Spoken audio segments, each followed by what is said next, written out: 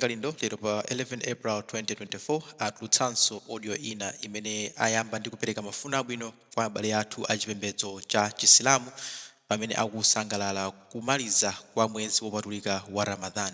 Atatha kupereka mafuno abwino amenewa, Aboni Kalindo afuna kukambapo tsopano za bungwe lija la National Economic Empowerment Fund kapena kuti NEF. Kumeneko tamva ndithu newspaper ya The Daily Times ikulemba kuti bungwe la NEF likufuna kukhululukira ngongole yokwana 6 billion malayi kwacha imene amalawi osiyanasiyana akulephera kubweza. Ndiye Aboni Kalindo ali ndi maganizo amene nkhani imeneyi ikuyendera imene afuna agaonera nafe amalawi. Komanso iwowa akudza kuso pang'ono nkhani yokhuza ziphaso zoyendera pa malendo akunja kapena kuti passport kumeneko ndithu kumveka kuti akuluakulu ena aboma kapena kuti akuluakulu ena amene amakhala pafupi ndi mtsogoleri wa dziko lino adapita mdziko lija la Serbia kuti akaprinte mapassport. Ndiye Aboni Kalindo afunanso akambe pang'ono za nkhani ya mapassport. Ndiye tikhali limodzi pano pa Nyasa Voice Box kuti timve kuti Aboni Kalindo ali ndi maganizo otani pa nkhani ya 6 billion ku NEF komanso kuprintidwa kwa mapassport ku Serbia pano pa Nyasa Voice Box. Ndipo kumapeto tupemphani kuti mukhale pomwepo ndipo mutiuze maganizo anu in the comment section below kuti zimene akamba Aboni Kalindozi ndizomveka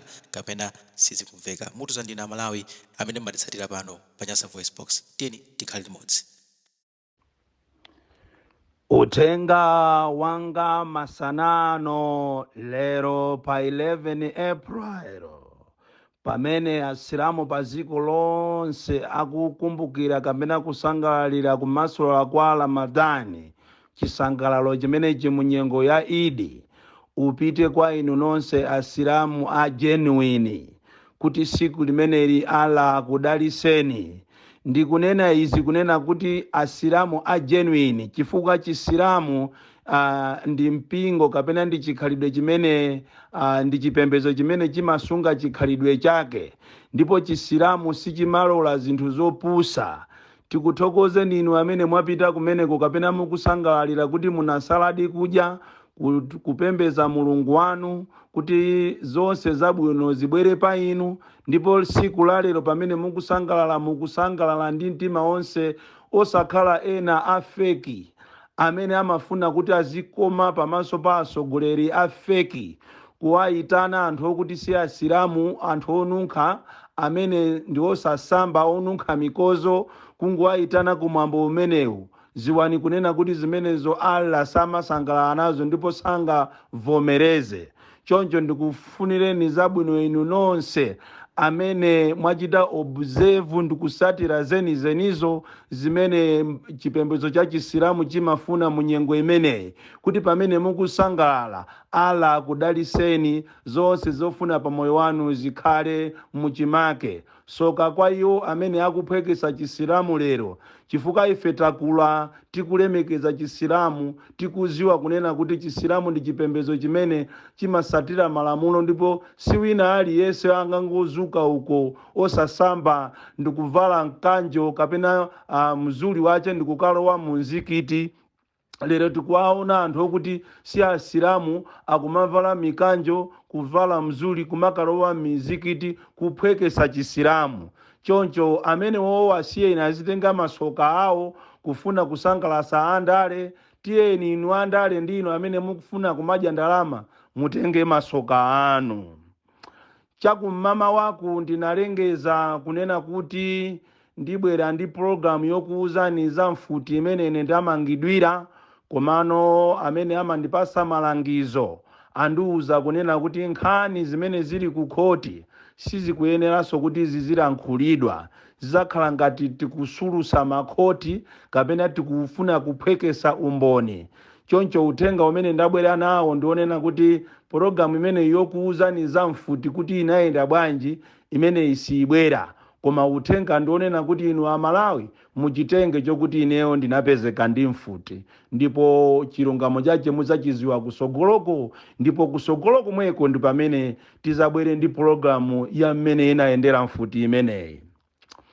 Boma la Malawi, boma la Chakwera la Tonse Alliance kuzera mu newspaper la yalero ya pa 11 April pa front page akunena kuti ati akhululukira 6 billion onse amene anatenga ngongole za NEF. atapanga kafukufuku wawo aona kuti anthu amene wasangathe kupereka ndipo akhululuka ngongole zokwana 6 biliyoni. Ndabwera masana ano kuti amalawi mudziwe zenizeni za mkati mwa 6 biliyoni, chifukwa mukhoza kumakhala anthu ngati osaona osamva, koma lero mudziwe chilungamo chake chenicheni. Kodi mu 6 biliyoni akhululukidwawo ndi ndani? Inu mukakumbukira mbuyomo nthawi inake kudalembedwa kalata kuchokera kwa anyamata akwa Msundwe amene anaopseza President Chakwera kunena kuti apanga zionesero, apanga nkhondo ngati salipidwa. Ndipo panalinso nthawi ina imene anifi atapita kuti akatolere ndalama kwa Msundwe anatibulidwako kumeneko kwa Msundweko, ndipo palibe amene anapita koso kwa Msundweko kuti akatolere ndalama. Komanso mu audio yanga ya lero ndakuwuzani kuti anthu akumakachita withdraw ma 750,000 aliyense amene ndi mchewa. Ziwani kuti mkatikati mwa 6 biliyoni imeneyi anthu onse amene akupindula ndi ndalama pafupifupi 5.8 biliyoni ndi onse amene ali aku Central Region, ndipo 1.8 biliyoni ikupita kwa Msundwe imene ni mphaso ya anyamata akwa Msundwe amene anatibula molapisa anthu onse amene anachokera kwa kunifi kuti akatolere ngongole. Choncho amalawi musanamizidwe kunena kuti boma lakhululukira anthu onse 6 biliyoni ngongole amene anatenga. Ayi, komano boma lakhululukira anthu a MCP aku Central Region amene ndi yawo. Ndipo ine sindikuchionapo chifukwa chonena kuti thumba limeneli likapitirire boma lizionongwa ndalama ndikumangongoza anthu cholinga kuti ati apindule m'mabizinesi. Chikhalire nicho amene akupindula ndi anthu awo a MCP. Kunali bwino boma likanangothesa ngongole imeneyi chifukwa cholinga chake chenicheni sichikuziwika. Iyi ndi mphaso 6 biliyoni abale anga, ndi ndalama zoopsa zokuti zikhoza kumanga masukulu, kugulira mankhwala muzipatala, kuthandiza ana amasiye. Koma lero 6 biliyoni ikupita kwa anthu amene ndi osapota chipani cha MCP. Sakunena kuti 6 biliyoni imeneyi yakhululukidwa kwa anthu amene anagwidwa ndi namondwe ku Blantyre, ku Tcholo, ku Chirazulu, ku Phalombe, ku Machinga, ku Mangochi, ku Mulanje, ku Msanje. Ayi, akanakhala kuti anthu amene akhululukidwawo ndi amene anakumana ndi ngozi ya namondwe, ine ndikanayimba m'manja phii ndikumuthokoza ala pa siku la leroli. Koma zimene zijamusanamizidwe, tapanga kafukufuku makamaka ineyo, ndipo ngati kuli kumangidwa ndimangidwenso, koma ndizinena be chilungamo, chifukwa ine siningaope kumangidwa. Uku kuzakhala mwina kumangidwa kwa 12 kumene ndingamangidwe chifukwa cha audio imene ndikutulusa lero yonena chilungamo kunena kuti boma la MCP kuzera kwa Chakwera apereka mphaso kwa Msundwe Barracks, komanso mphaso kwa anthu awo amene ndi aku Central Region, ndi cholinga kuti kampeni ikubwerayi anthu amene azavotere Achakwera. Kodi tuboma ilitu laphweka kwambiri, ziko ili laphweka, ndipo president uyuyu ndi president okumva zache, chifukwa ife mbuyo mutaonapo ma president, taonapo Kamuzu anali ndi ana kuma sitikaziwa, taonapo Bakiri Muluzi anali ndi ana kuma ifesiti kaziwa, taonapo ifeyo Maremu Bingwa Mutharika anali ndi ana kuma ifesiti kaziwa, taonapo soti ifeyo Amai Joyce Banda anali ndi ana kuma osasimbwa, taonapo ife Peter Mutharika kukhala ndi ana amene amafana nawo anangobwera ku Malawi kunoko kawiri siku limene amamulumbirisa ndi kampeni imene anakapezeka ku Nsanje ku Chikwawa. Anawo samaziwika, umango waziwira nkhope kuti anawo a Professor Peter Mutharika ofana nawo, anawo ophunzira kwambiri. Koma sitinaonepo ma president osewa akuwatuma anawo kuti pitani ziko lina muzikakambirana nkhani za chuma, ma affairs ya ziko la Malawi ndi ma president kapena ma prime minister akumeneko. Koma taonapo ifeyo Achakwera amutuma mwana wawo ndi munthu wina wa MCP ulendo kupita ku Serbia kumene koko akukakambiranako kapena amakakambirana ndi prime minister wa ku Serbia. Zina zitikamanena anthu ena amaona ngati ndine wapachikamwa, ndine olongolola, koma mbuyo omwe tinanenapo ife kunena kuti boma la Malawi lapanika ndipo latumiza anthu ku Serbia kukachita print mapasipoti, chifukwa kunoko machini amene anagula iwo anali afeki, koma anthu ambiri anasusa. Tikunena panopa mwana wa president ali ku Serbia ndi anthu aje akuprintisa mapasipoti, ndipo likamakwana loweruka likubwerali akhala atafika muno Malawi ndi mabagi wochuluka kwambiri amapasipoti amene ati agawe kuchokera ku Nzuzu, Lilongwe, Mangochi, Blantyre.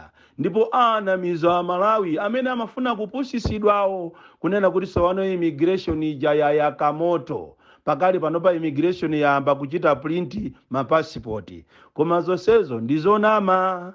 Ndiye ziko ili ndilophweka kwambiri kufuna kutenga ndalama, anthu akutenga zinthu zongati za nyumba mwawo. Ndipo zikanakhala kuti ma president ambuyo mwa achina Bakiri Muluzi, achina Joyce Banda, achina Peter Mutharika, achina Malemu Bingu amachita khalidwe limene likuchita achakwera lero loma musogoza mwana wawo osakhala tunduna ya boma, osakhala wa ku immigration ndikumakachita deliberate nkhani za ziko. Ndiye kuti ziko lino litafika pena, koma papa zasanduka apa ndi monake, zasanduka apa ndi zakumtundu. Amalawi musayembekezere zabwino. Choncho musanamizidwe kunena kuti 6 biliyoni imeneja akhululukira Malawi iyayi, akhululukira mamembala a MCP. Ndipo umboni ndili nawe ineyo, ngati kuli kuzanditenga zanditengeni kawiri ni wakweri ya fete, kumene silingasiye kunena chilungamo, kugaza, kuswa, kunena chilungamo. Ndipo ulo mutapanga mapulani yanu yokuti mundiphe ineyo, kodi inu mukandipha ine, kodi inu simuzafa? Kodi inu mukandimanga ine, kodi ine sinzatuluka ndizafera kundende konko? Ulo mutandika poison, koma ngati Mulungu sana lole sizingatheke. Ndipo ine ndine woopsya kwambiri, ndatitu ndine woopsya, wina wake asasewere ndine. Siku lina ndikuti siku lina muzaona zoopsya, chifukwa ambiri mmango ndionera mwina mmwamba. Ine ndi mwana woopsya kwambiri. So 6 biliyoni imene yakhululukirwa anthu iyi ndiyonama. Akhululukira anthu a MCP makamaka big beneficiary ndi anyamata akwa Nsundwe. Izi a Malawi muziwe, kunali bwino bomali ndalama zonse zimene zimapasidwa ku parliament zija tikanangogawa napo aliyense azidya zache. Ngati muli ndi mawu mundipeza kuseriku. Ine ndine Bon Klindo, the DC. Ndabwera moyaka kwambiri, ndipo sindikugawa maswiti.